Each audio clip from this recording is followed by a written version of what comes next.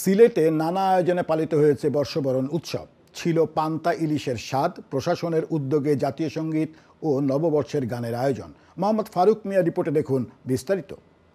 সিলেটের ঐতিহাসিক শারদাহল প্রাঙ্গণে শতকণ্ঠে এসো হে বৈশাখ এসো এসো গানের মাধ্যমে শুরু হয় আয়োজন। শিশুদের কণ্ঠে প্রাণের গানে মুগ্ধ হন দর্শক। শ্রুতির বর্ষবরণ অনুষ্ঠানে দিনভর গান, নাচ ও আবৃত্তি পরিবেশন করে স্থানীয় বিভিন্ন সাংস্কৃতিক সংগঠন। পরে উন্মুক্ত বাংলাদেশে সিলেটে আজকে বাংলা নববর্ষের সবাইকে, ধর্ম বর্ণ নির্বিশেষে সবাইকে আমি শুভেচ্ছা জানাচ্ছি বাংলা নববর্ষে।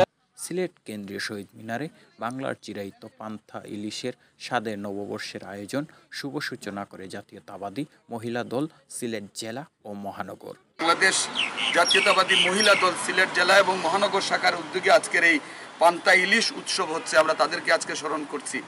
প্রশাসনের উদ্যোগে জাতীয় সঙ্গীত ও নববর্ষের গানের আয়োজন শুরু হয় সার্কিট হাউস প্রাঙ্গণে।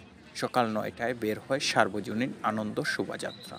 এছাড়াও চারণ, উদীচী, আনন্দ লুকসহ বিভিন্ন সাংস্কৃতিক ও সামাজিক সংগঠন বর্ণিল আয়োজনে বর্ষবরণ উৎসব পালন করেছে। মোহাম্মদ ফারুক মিয়া, আইএন টিভি, সিলেট।